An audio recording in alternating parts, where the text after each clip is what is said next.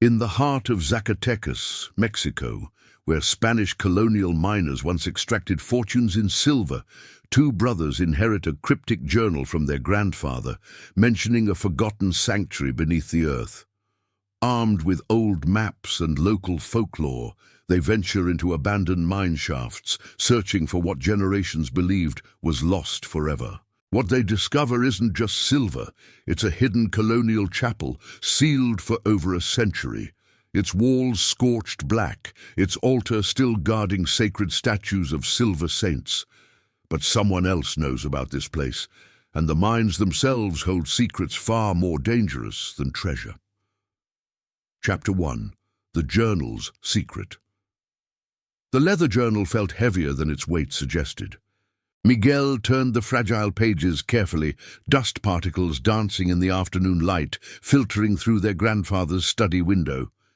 His brother Carlos stood behind him, reading over his shoulder, both men transfixed by the neat handwriting dating back to 1887. "Look at this sketch," Carlos whispered, pointing to a detailed drawing of a mine entrance. Beside it, their grandfather had written in Spanish, "La capilla enterrada, donde los santos de plata duermen bajo tierra, guardados por el silencio y el fuego." The buried chapel, where the silver saints sleep beneath the earth, guarded by silence and fire. Miguel had never known their grandfather as anything but a quiet farmhand. He died when Miguel was 7. Yet here, in these pages, was evidence of an entirely different life, one of exploration, research, and obsession. Page after page detailed coordinates, historical references to the colonial era, sketches of Zacatecas mining tunnels, and repeated mentions of a chapel destroyed by fire sometime in the 1850s. Why would he never mention this? Carlos asked, his voice tight with a mixture of wonder and frustration. Miguel shrugged, carefully turning to another section. Here the handwriting became erratic, almost frantic. His grandfather had drawn a rough map with 3 tunnels converging beneath the earth. One was marked with a cross. Beside it, "La entrada está escondida detrás de las vetas de plata colapsadas. Nadie más lo sabe. The entrance is hidden behind collapsed silver veins. No one else knows." But Miguel could sense something his brother couldn't yet fully grasp. Their grandfather hadn't kept this secret out of negligence or forgetfulness. The deliberate way certain pages were sealed with wax, the careful compartmentalization of information across different sections, this was intentional. He'd hidden this treasure not with walls of stone, but with walls of mystery, ensuring that only a descendant willing to search deeply would ever find it. Carlos moved to the window, his jaw tightening. "If this is real, we need to decide right now whether we're serious about this. Mining is dangerous. These shafts could have collapsed. The air would have told him the same thing," Miguel interrupted, holding up the journal. "And he went anyway. Multiple times by the looks of this. He survived." "He survived because he was lucky," Carlos countered, "not because he was careful." Miguel said nothing. He simply closed the journal and placed it on the desk between them. Outside, the Zacatecas landscape stretched endlessly, mountains that had surrendered their riches to Spanish conquistadors, tunnels that still honeycomb beneath the earth like the arteries of a sleeping giant. Somewhere in those mountains lay a chapel that had burned centuries ago, and with it, artifacts worth far more than anyone living had ever imagined. Carlos stared at the journal for a long moment, then quietly, "When do we leave?" Chapter 2. The Old Man's Map. They arrived in Zacatecas 3 days later, dust coating their truck as they wound through the colonial streets of the city. The air tasted of minerals and history. Miguel had brought the journal. Carlos carried climbing equipment and a detailed survey map of known mining sites from the state archives. Their first stop wasn't the mines, it was the local archives, where an elderly archivist named Señor Flores sat behind a desk stacked with documents dating back centuries. When Carlos mentioned their grandfather's name, Flores's eyes widened slightly, a micro-expression that both brothers caught immediately. "Your grandfather came here many times," Flores said carefully, producing a leather-bound visitor's log from the 1980s. He was researching the mining history of Zacatecas, particularly the colonial period. "Did he ever mention a chapel?" Miguel asked. Flores removed his glasses and cleaned them slowly, a deliberate action that signaled hesitation. There are many legends about what was buried during the colonial era. Some say the Spanish hid treasures before independence wars. Others speak of chapels built inside mines where workers could pray. But most of these stories, they're difficult to verify. Official records from that period were often kept in Mexico City, and many were lost. "But you believe something is there," Carlos said. It wasn't a question. Flores smiled faintly. "Belief is what keeps us digging, isn't it? Your grandfather believed. He spent 40 years studying those mountains. I think he knew something." Over the next 2 hours, Flores provided access to colonial records and mining surveys. What emerged was a pattern. The Chapel of San Miguel de Plata had been constructed around 1750 inside a secondary mining shaft where workers gathered for mass before their shifts. But official records of its location were vague. Intentionally so, Miguel suspected. The Spanish didn't catalogue such places with precision. What they did find was a reference to a fire in 1857, during the period of conflict following the Mexican-American War. A mining operation had been abandoned suddenly. No explanation was recorded, no inventory of what was lost. That night, in their hotel room, Miguel spread out the journals and maps across the bed. Carlos traced his finger along the coordinate points their grandfather had marked. 3 tunnels. One entrance hidden behind collapsed silver veins. And if Miguel's calculation was correct, the entrance lay approximately 2 kilometers northeast of the old San Miguel mine, which had been sealed and abandoned for decades. "We start at dawn," Carlos said, already checking his climbing equipment. "If we're going to do this, we do it fast, and we don't tell anyone." Miguel nodded, understanding the weight of that decision. Some treasures were meant to stay hidden until the right person found them. Chapter 3. The First Descent. The old mine entrance yawned before them like a mouth-frozen mid-scream. Wooden beams, rotted nearly to powder, still framed the opening. A chain-link fence, added sometime in the 1960s by the looks of it, blocked the way. Carlos cut through it without ceremony. Miguel's flashlight beam illuminated a tunnel carved from stone, its walls striped with oxidized veins of minerals, copper-green, silver-gray, rust-orange. The air smelled of earth and water, cool and slightly metallic. His breathing echoed. They'd prepared meticulously, climbing harnesses, rope, gas detectors, first aid kits, and emergency beacons. Carlos had even rented a specialized camera from an archaeological equipment supplier in the city, claiming they were documentarians. The lie felt practiced, almost comfortable. 20 meters into the shaft, Carlos pointed upward. Symbols were carved into the stone, deliberate marks, not natural formations. A cross. Below it, what looked like initials, worn smooth by time. Their grandfather had marked the path. "He came through here," Carlos whispered. They descended deeper. The tunnel began to slope downward more steeply, and Miguel's ears registered the faint sound of water.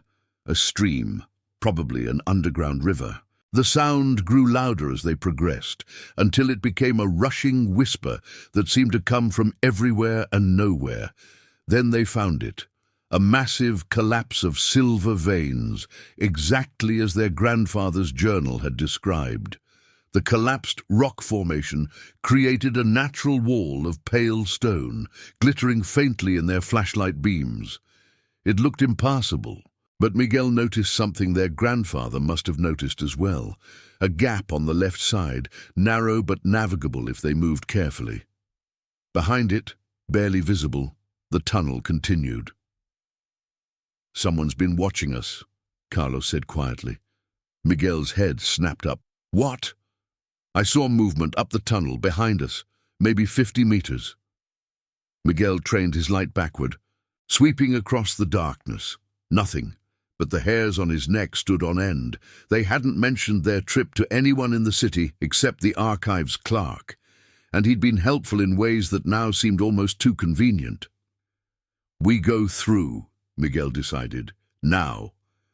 They squeezed through the gap one at a time, the stone pressing close, dust filling their nostrils.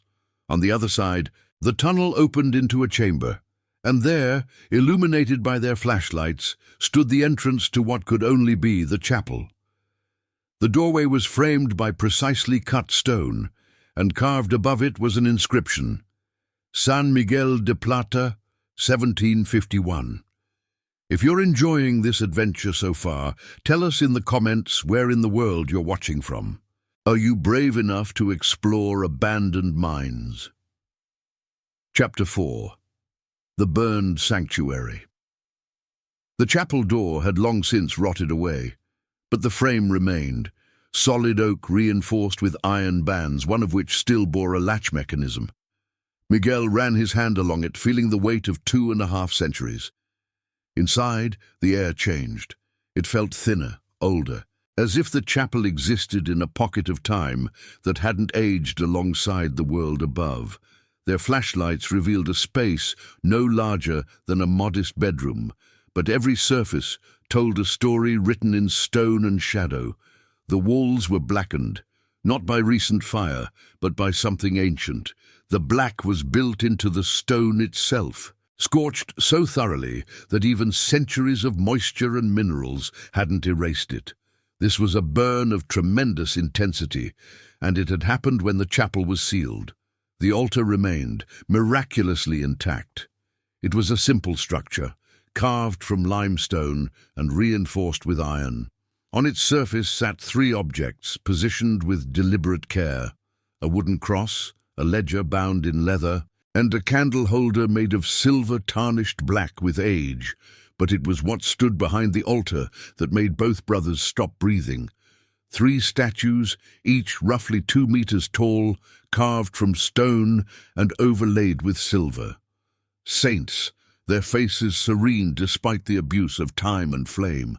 San Miguel with his sword and scales. Santa Maria, her hands clasped in prayer. San Jorge, his foot upon a dragon. The silver, though tarnished and patched with verdigris, still caught the light and threw it back at them, a glow that seemed almost supernatural. "Don't touch anything yet," Carlos whispered, his voice barely audible. Miguel understood. They needed to document, to understand what they were looking at before any action. He pulled out his phone and began taking photographs, careful, methodical shots of every surface, every inscription, every detail. The ledger on the altar caught his attention. He moved closer, careful not to disturb anything, and read the spine. Libro de las Donaciones, 1857, a donation book. A record of gifts given to the chapel in its final days. They sealed it deliberately, Carlos said, understanding what Miguel was seeing. During the war, they burned the walls, probably to hide it, to make it look abandoned and ruined so no one would search further. Miguel nodded. It made sense. During the 1857 conflict, any Spanish colonial treasure would be at risk. The Mexican government was seizing church property. Mining operations were in chaos. Someone, a priest, a Spanish official, perhaps miners themselves, had made a choice. They'd hidden the most sacred and valuable objects in this chapel, then burned the walls to disguise it as a site of destruction rather than preservation. "We need to check for structural stability," Carlos said, his practical voice cutting through the moment. "If anything shifts—" A sound interrupted him, a low rumble, distant but distinct. Both brothers froze. The rumble came again, closer this time, and with it, a grinding sound, the terrible noise of stone settling, of weight shifting after centuries of equilibrium. "Water," Miguel said, understanding. "The underground river. Something's changed the flow." The rumble became a roar. Dust began to fall from the ceiling. "We move, now!" Carlos commanded. Chapter 5. The flood. The tunnel behind them was already flooding. They saw it first as a dark shimmer in their peripheral vision, water moving with unnatural speed through the lower portions of the passage they'd just traversed. The underground river, for reasons unknowable and probably inexplicable, was surging. "The chapel!" Miguel shouted. "We seal it behind us!" Carlos was already moving, grabbing the wooden frame of the chapel door. It was heavy, ancient, but not immobile. Together they dragged it closed, creating a barrier between themselves and the rising water. It wouldn't hold forever. The frame was too old, the seal imperfect. But it might buy them time. The rumbling continued. Dust fell in sheets now, and somewhere in the darkness beyond the chapel, they could hear the roar of water echoing through stone tunnels that hadn't experienced a flow this violent in perhaps a century. "There has to be another way out," Miguel said, thinking of his grandfather's journals. The old man wouldn't have explored this place if there was only one entrance. He was methodical, cautious, despite his boldness. Carlos was already examining the walls with his flashlight. The chapel was built in a deliberate location, not randomly chosen, but positioned at the junction of three natural cavities in the rock. What looked like solid wall on one side actually had a slight irregularity, a shadow that suggested depth beyond the surface. "Here," Carlos said, pressing his palm against the stone. It moved slightly. It took both of them working together, pushing with their shoulders against cold rock, but eventually a section of the wall, cleverly camouflaged with centuries of mineral accumulation, shifted inward slightly.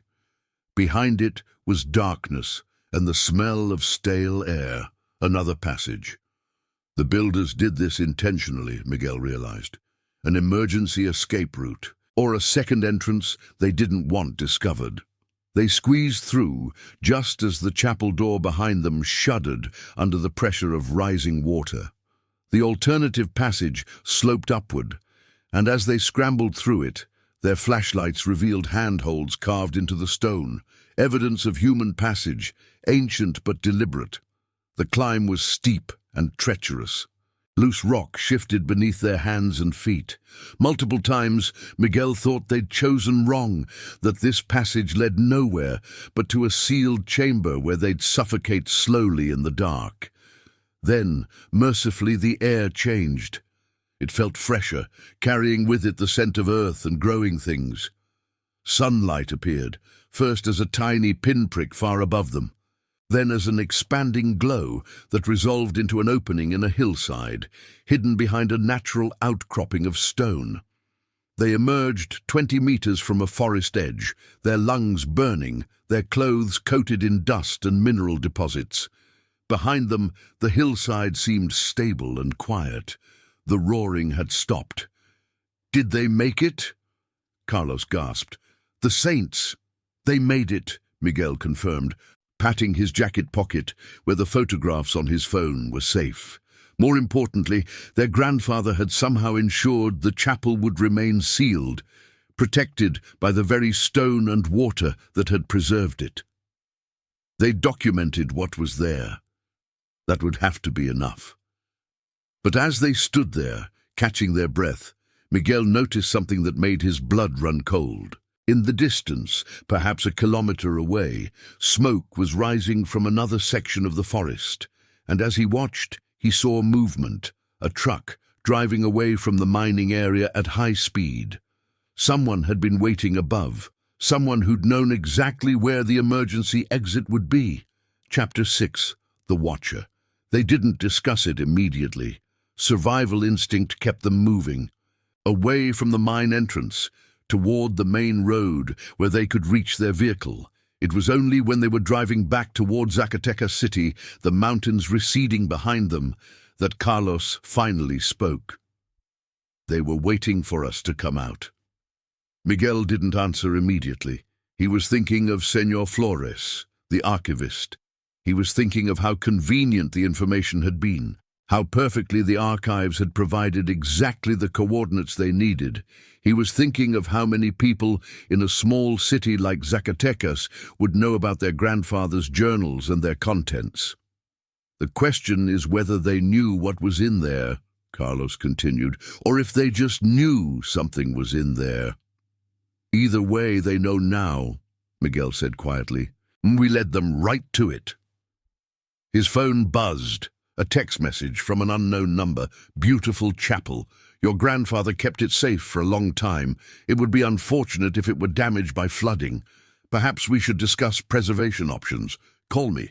There was no name, no identifying information. Miguel showed the message to Carlos, who gripped the steering wheel so tightly his knuckles went white. We go to the authorities. We report it. With what? Miguel asked. A text from an unknown number. Photos on my phone of a sealed chamber we shouldn't have entered. Our grandfather's journal, which our grandfather carefully kept secret for 50 years. If we bring the authorities in, the Ministry of Cultural Heritage gets involved. The mining companies get involved. And the chapel becomes a political issue instead of a historical one. So what do we do? Miguel thought of the ledger on the altar. He thought of the 3 silver saints, preserved through fire and time by forces beyond their control. He thought of his grandfather, spending 40 years documenting what he'd found, preparing the way for his grandsons to make a choice. We contact someone inside the ministry, someone who understands preservation, someone who can work quietly to document and protect what's there. And we do it fast, before the person with the truck figures out exactly what they're looking for. Carlos's jaw clenched. And the other option is to find that person first and convince them that what's in there is more valuable as history than as artifacts to be sold.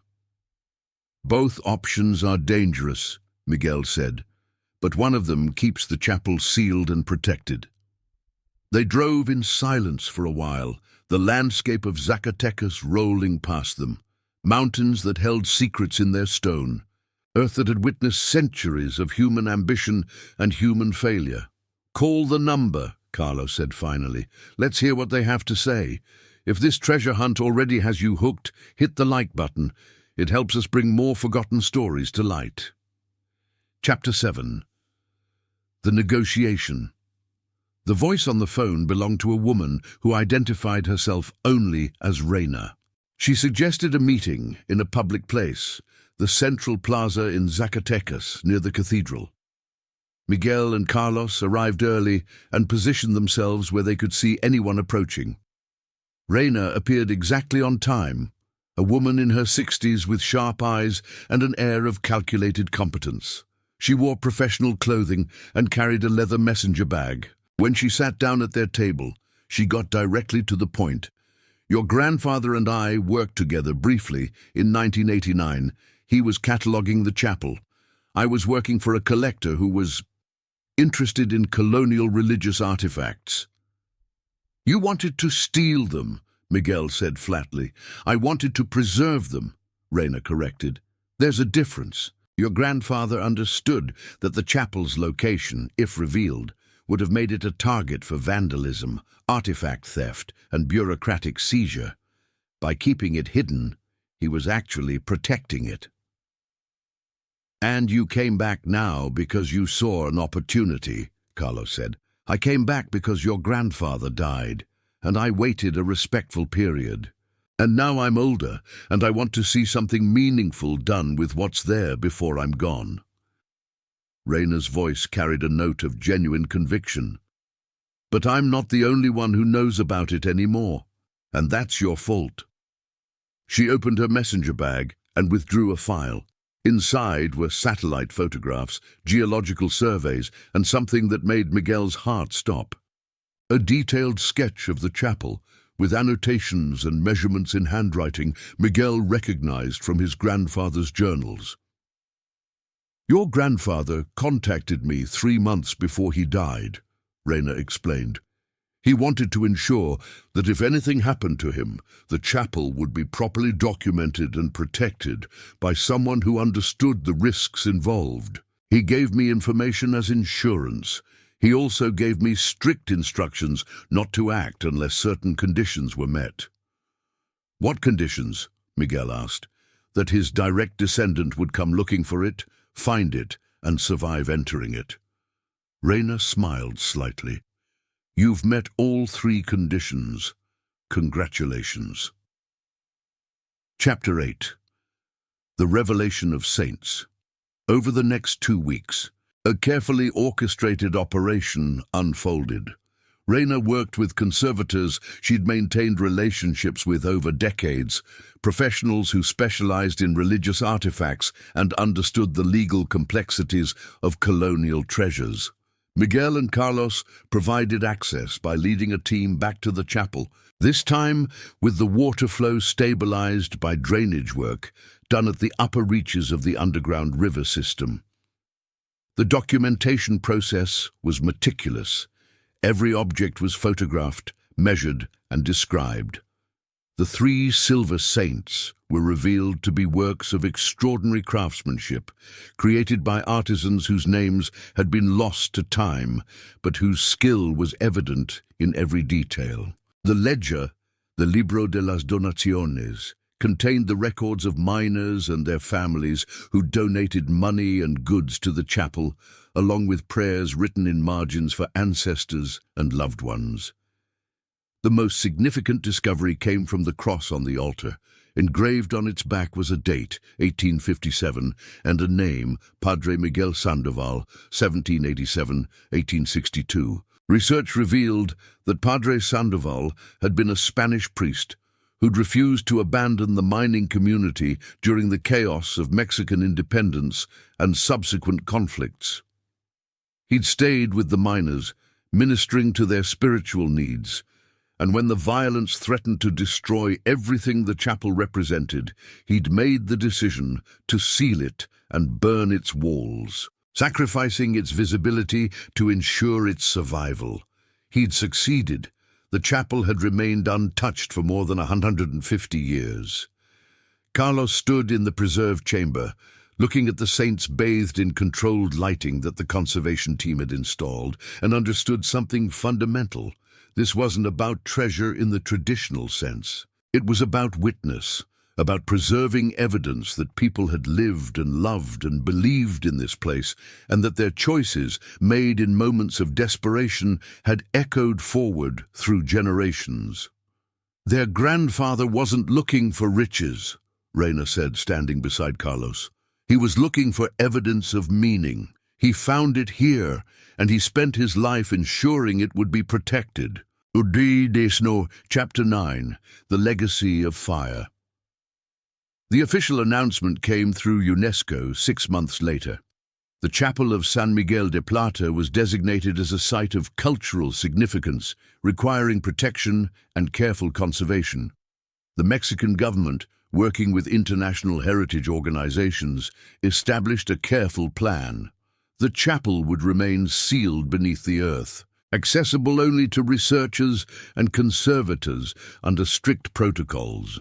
The 3 silver saints would be digitally scanned and the data preserved, allowing future generations to study them without physical disturbance.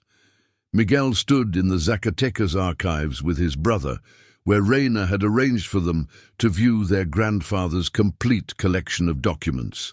There were journals spanning 40 years, detailed sketches, historical research that would eventually be compiled into an academic publication credited to their grandfather, the work of a man who devoted his life to preservation rather than extraction. "He never took anything from there," Carlos said, reading through the careful notations. "He just documented. He protected. He waited." Miguel found a letter, sealed and marked with their grandfather's name, dated the year before his death. Inside was a single page of handwriting. "To my grandsons, if you're reading this, then you've been brave enough to follow the path I laid. The chapel beneath the earth holds more than silver and stone. It holds the prayers of people who struggled and believed and endured. The real treasure isn't what you find. It's understanding why those people chose to hide it and why it's worth protecting. Don't sell it. Don't exploit it. Preserve it. Be stewards, not owners. That's the family legacy I'm leaving you." Abuelo Miguel refolded the letter carefully and placed it back in its envelope. Around them, the archives contained thousands of similar documents, the stories of ordinary people who'd done extraordinary things, whose choices had rippled forward through time. Outside, the sun was setting over Zacatecas, casting the colonial architecture in shades of gold and shadow. Somewhere beneath these mountains, in passages of stone sealed by their grandfather's choice and preserved by their own discovery, 3 silver saints remained untouched, awaiting the next generation of stewards who would understand that some treasures are meant to be protected, not possessed. The true wealth wasn't in the saints themselves. It was in the proof of human resilience, human belief, and human courage. The knowledge that even in moments of destruction, people could choose preservation, and that choice could echo forward across centuries, ultimately reaching down and changing the lives of those who came after. That was the real legacy.